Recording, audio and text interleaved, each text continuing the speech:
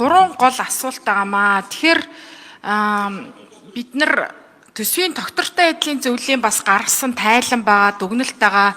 Түүн дээр ч бас миний саналууд авчиж байгаа. Тухайлбал төсвийн тухай хуулийн 8 дугаар зүйлийн 8-1-1-т санхүү төсвийн асуудал эрхэлсэн төрийн захиргааны төв байгуулгана.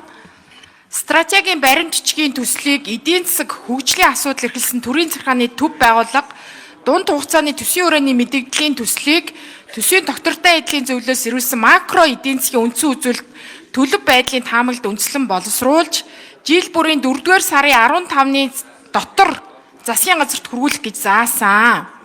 Тогтвортой байдлын зөвлөлөөс дотоодын нийт бүтээгдэхүүний бодит төсөлтийг 26 онд 5.4%, 27 онд 5.5%, 28 онд 5.7% байх таамаглалыг ирүүлсэн байхад Монгол улсын нэгдсэн төсвийн 26 оны төсвийн хүрээний мэдээлэл 27-оос 28 оны төсвийн төсөөлийн тухай хуулийн төсөлд эдийн засгийн өсөлтийг 26 онд 6, 27-оос 28 онд тус 6.5% байхаар тооцсон байна. Алтны экспортын бие хэмжээг болохоор 26 онд 12.8 тонн, 27 онд 13.5 тонн, 28 онд 13.2 тонн байх таамаглалыг ирүүлсэн байхад дунд хугацааны төсвийн өрөөний мэдээллийн үзүүлэлтүүдийн төсөөллийг боловсруулахдаа ашигласан төсөөлөл нь дээр хэмжээнээс 28 оны хувьд 7, 27-оос 28 оны хувьд 11 тонноор тус их байна.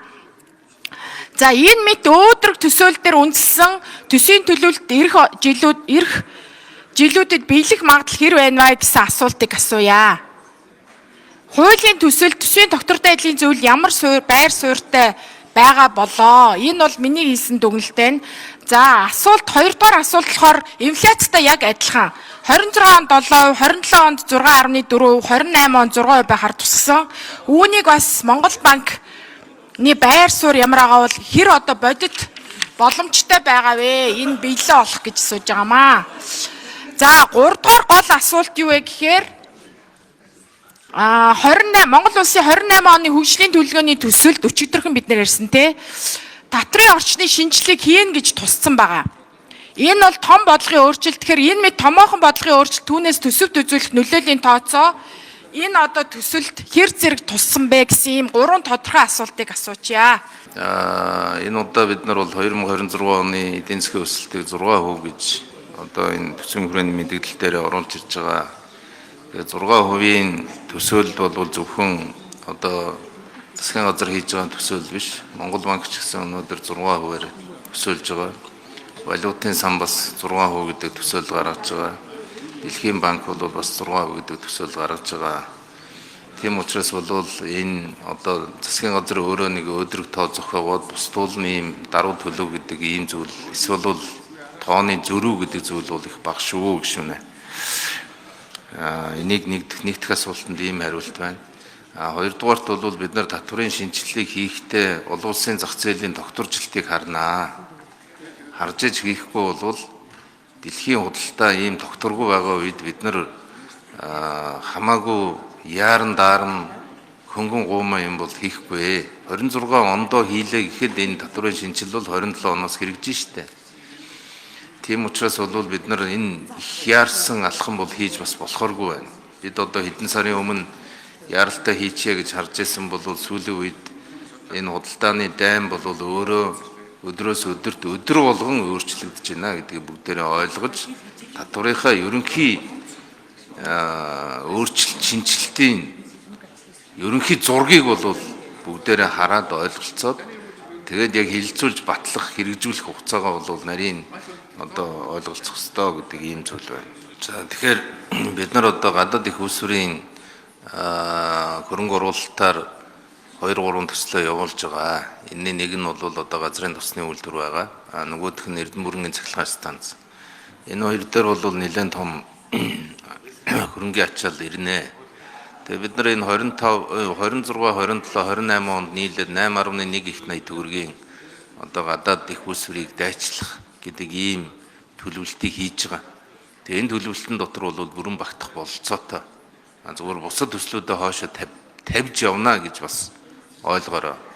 Тэгэхээр бол нөгөө талдаа тухайн үйлдвэрлэлийн маань одоо эрчимтэй байдал, баталгаатай байдал, сайн төлөвлөлт гэдэг зүйл бол хамгийн чухал байгаамаа. Тийм учраас Энэ бол явна гэж ойлгох хэрэгтэй. Нөгөө талдаа бид нар мега төслүүдийн эрчимжилт өөрөө эдийн засгийн өсөлтийг 6% байлгахад бол чухал нөлөөтэй байна гэж байгаа юм. Энэ түрүү мөнгө соёл гишүүн асууж байна лээ. Мега төслүүд чинь ер нь явах нь эргэлзээтэй байдлыг одоо манай доктортой байдлын зөвлөл одоо өгж ин шүү. Тэгээ эргэлзээтэй байдал юу вэ гэвэл хийж явж байгаад ямар нэгэн эсэргүүцэлтэд тулгархаараа зогсдог ийм манай өөрийн дутагдал байгаа байхгүй. Манай засгийн газрын уламжлалт.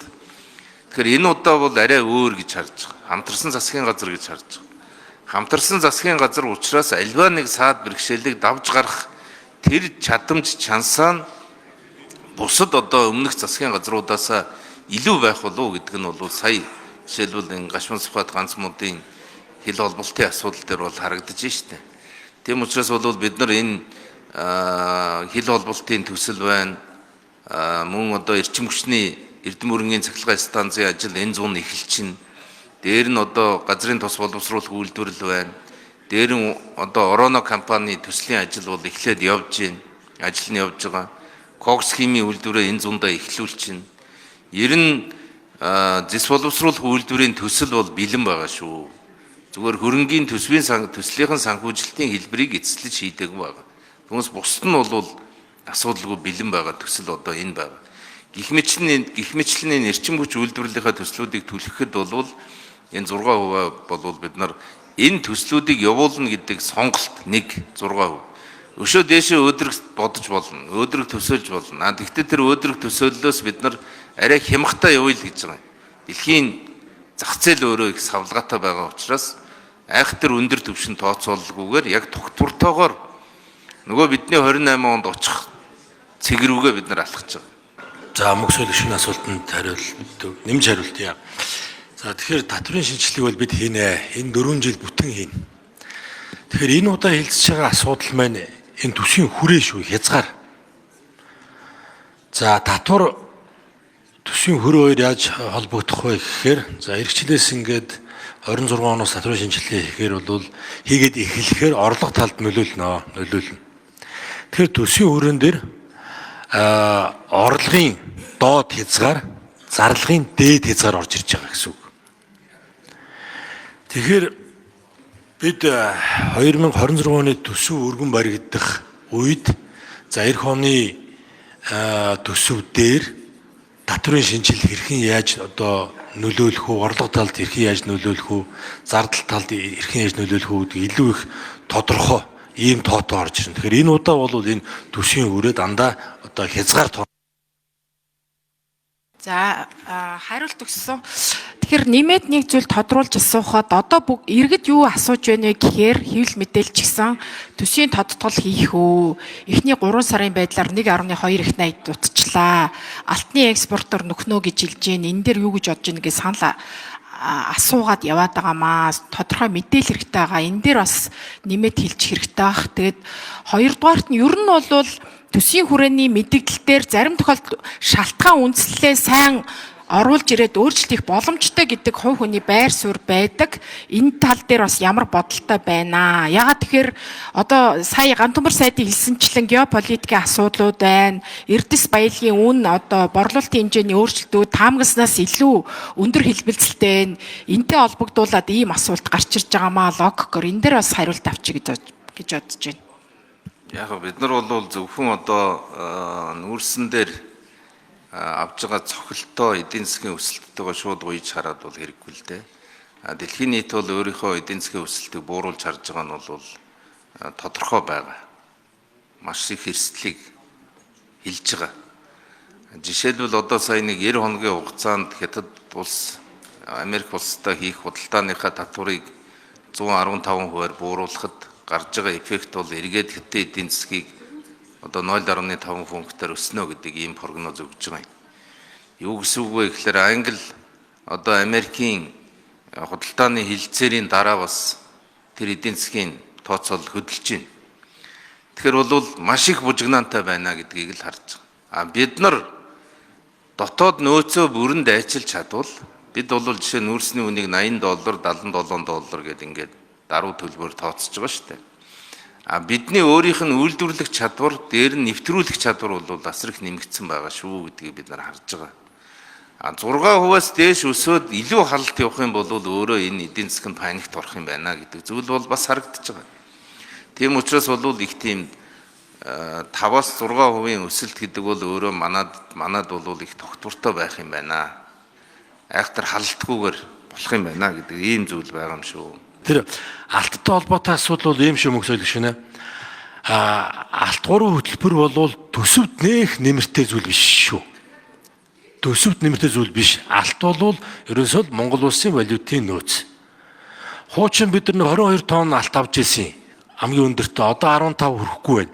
Одооны ханшаар 22 тонн гэдэг бол 2.5 тэрбум доллар болчиход байгаа. Өөрөөр хэлбэл өнөөдөр байгаа Монгол улсын валютын нөөцийн 50% нөхгүй юу? Тэгэхээр нөөцөө бид нар 50%-аар нэмэгдүүлэх боломж байгаа. 2.5 тэрбум доллараар. Харин 2.5 тэрбум доллароос төсөвд орж ирэх зүйлүүд бол амнаат л байгаа. Энэ амнаат нь дотоодын нөөцтэй дөнгөж 0.3% орчим, 350 орчим тэрбум төгрөг орж ирнэ.